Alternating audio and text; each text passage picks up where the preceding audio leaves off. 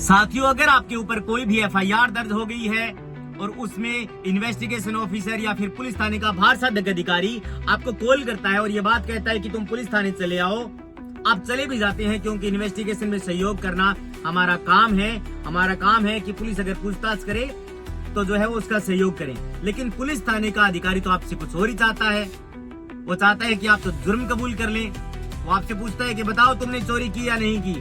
वो पूछता है आपसे, अगर मर्डर का मामला है तो बताओ तुमने मर्डर किया या नहीं किया। वो पूछता है आपसे, बताओ तुमने बलात्कार किया या नहीं किया। अब आपने ना बलात्कार किया, ना चोरी करी, ना मर्डर किया, अब क्या करेंगे? अब पुलिस वाला ये चाहता है कि आप कन्फेस कर ले इस मामले के अंदर, ये बोल दें, ये बयान दे दे, साइन कर दें आप कि हाँ मैंने किया है, मैंने ये अपराध किया है, ताकि पुलिस वाला आपको अरेस्ट कर सके और वो मजिस्ट्रेट के समक्ष पेश कर सके। अब क्या करेंगे आप? मारपीट। आप पुलिस वाला जो है आपके साथ मारपीट करेगा, मारपीट आप सहन कर नहीं सकते, क्या करेंगे? और अपराध आपने किया नहीं, अब करेंगे क्या? साथियों, सारे कानून को भूल जाइए, कुछ भी मत याद रखिए। अगर तो वीडियोस आप देखते हैं तो आप सिर्फ एक कानून को ध्यान में रखिए।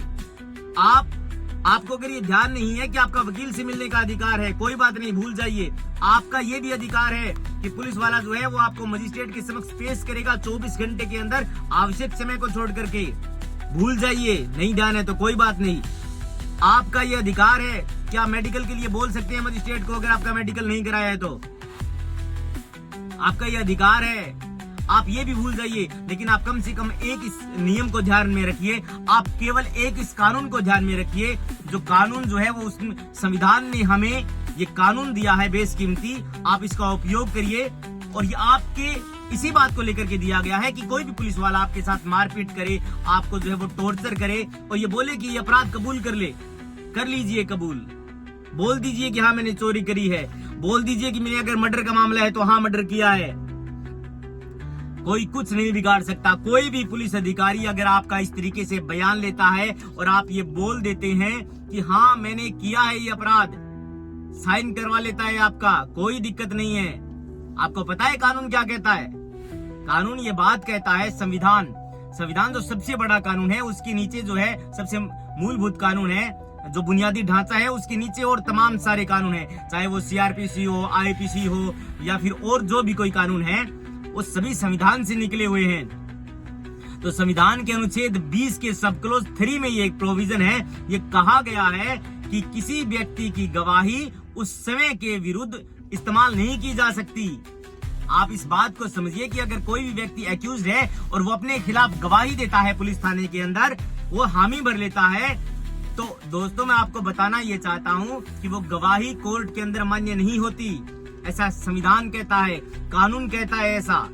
पुलिस एक सूरत में आपका बयान लेती है 161 सीआरपीसी में। अब वो बदल करके नई जो केंद्र की सरकार है, जो नए कानून लेकर के आई है, वो 180 में चला गया है। 180 BNS यानी कि भारतीय नागरिक सुरक्षा संहिता।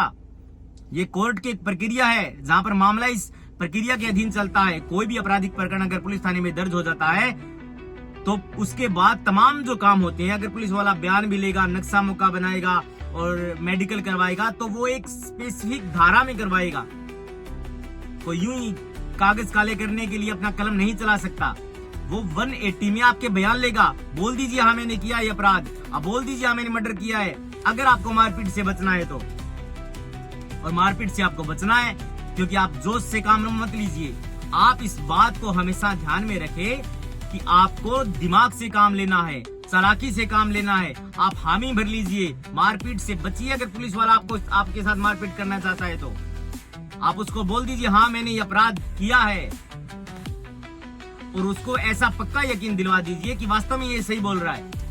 क्योंकि संविधान का अनुच्छेद 20 के सब क्लोज 3 में ये प्रोविजन है कि आपके विरुद्ध कोई भी, आप समय में अगर गवाही देंगे, आपने कोई अपराध किया ही नहीं और आपकी गवाही आपके ही खिलाफ है, आप पुलिस को दिए हुए बयान जो है दोस्तों वो मान्य नहीं होते कोर्ट के अंदर। ऐसा प्रोविजन है, ये संविधान में है।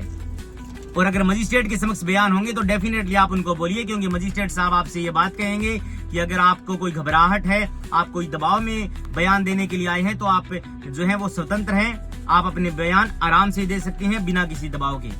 वो 183 में चला गया है, 164 के बयान होते थे जो, वो मजिस्ट्रेट साहब लेते हैं और मजिस्ट्रेट साहब साइन करवाने से पहले आपको ये पढ़ करके सुनाते हैं और ये बात कहते हैं कि बिना किसी दबाव के इन्होंने बयान दिए हैं और उसके बाद आपके हस्ताक्षर जो है वो उसके ऊपर होते हैं।